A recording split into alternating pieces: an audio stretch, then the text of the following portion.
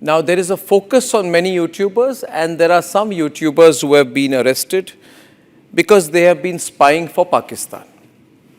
Now, that's formal spying. There are also informal spying. In this case, it came out that this YouTuber, for example, called Jyoti Malhotra, was also taking pictures and selfies with Maryam Nawaz. Now, she's not the only one. I know of many, and one prominent ex-journalist who also goes and likes to take pictures with Nawaz Sharif and Maryam Nawaz and all that, and you know who I'm talking about. Ladies and gentlemen, we must investigate everything. We must not stop at one YouTuber, two YouTubers, or three YouTubers. If at a time of conflict and war you are with Pakistan, then I have a problem. We are in perennial conflict with Pakistan, and we will be. Pakistan will always remain an enemy country, but there are some Indian journalists who want to do Aman Ki Asha with Pakistan. I think we should investigate who and what happened and what led to Aman Ki Asha also. I'm raising some very topical questions today. Can being a YouTuber become a cover for working for the enemy? 2, how much money do the YouTubers get from people associated with the American deep state or the Chinese deep state? Sometimes these can be awards, these can be functions organized for them, this may be pure facilitation, this may be foreign trips, this may be taking care of your foreign travel arrangements, this can be awards, money, etc. But if this, what does not come in cash or in kind, comes to you through groups associated with the American deep state, then there is a definite problem.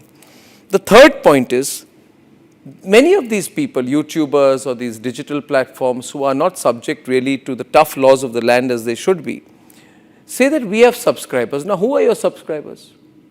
Do you have Pakistani subscribers? Do you have subscribers in China?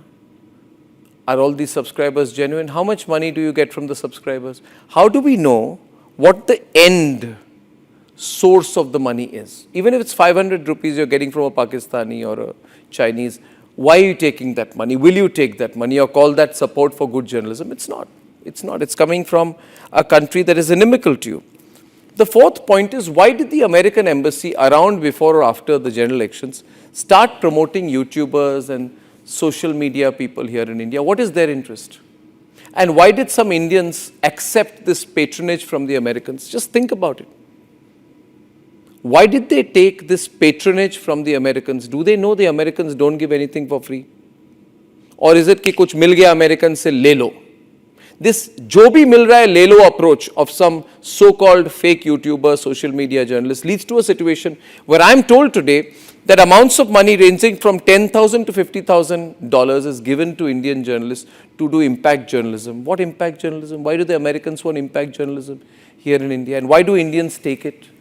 Do these Indians have no shame? These Indian so-called journalists have no shame? Why do they take the money under this project or that project or this project? Why do they feel so good when the Americans are giving them money? Imagine, ladies and gentlemen, for 2 lakh to 10 lakh rupees, these Indian journalists sell themselves. And then they tweet also that we have been acknowledged by the Americans. You're not being acknowledged by the Americans. You are being used by the Americans. And how is it that after taking the money from the Americans, they inevitably take an anti-national line? Or they take a cynical and dark view about India? That means they're taking money from the Americans to put India down. Ladies and gentlemen, the fact is also this: how much Pakistani support is there for these YouTubers? Go into the comments page of some of these YouTubers. They must be knowing it. There are some YouTubers who do videos and they know who I'm talking about. Rubbish YouTubers, garbage YouTubers. You look at the rubbish YouTubers comments page and see how much Pakistani support is flowing in.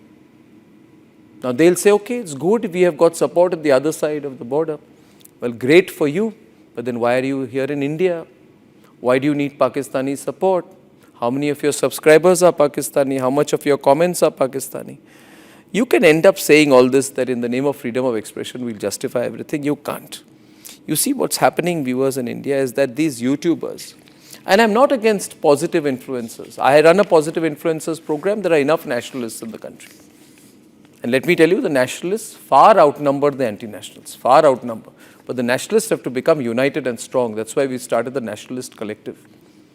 Otherwise, these anti-nationals will sell the country.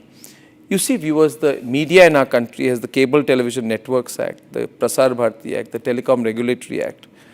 They are very high scrutinies. You put a bit of false news, the Ministry of Information and Broadcasting will send you 2 notices.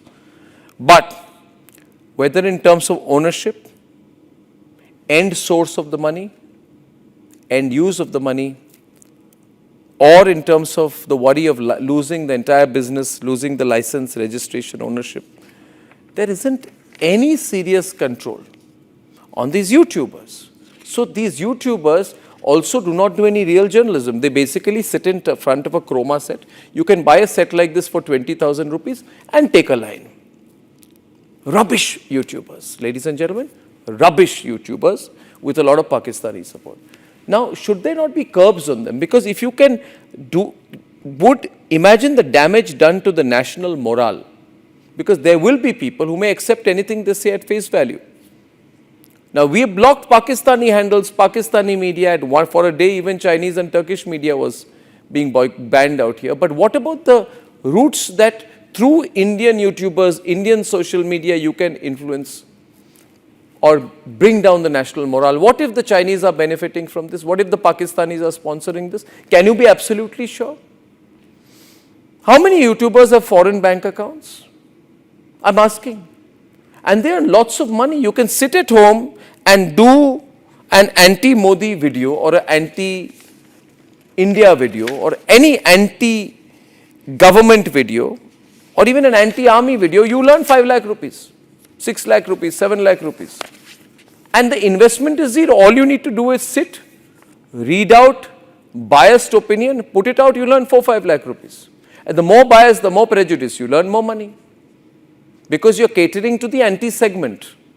There is a sharp business logic behind all these views. Don't think these YouTubers are not planning it out. The more you abuse, the more you target, the more you make up, the more you will financially benefit. That is why I call these people, whoever these people are, people who do great damage to the country, who hurt our national interest. And it is my responsibility to bring this before you. Do not be gullible. Do not go by these rubbish YouTubers. Do not be guided by wrong content. Stand behind the Indian Army and insist that the government bring in some curbs to make these people who are misusing the digital media accountable.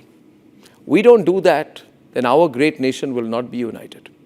And we don't remain united, then none of us have any future at all.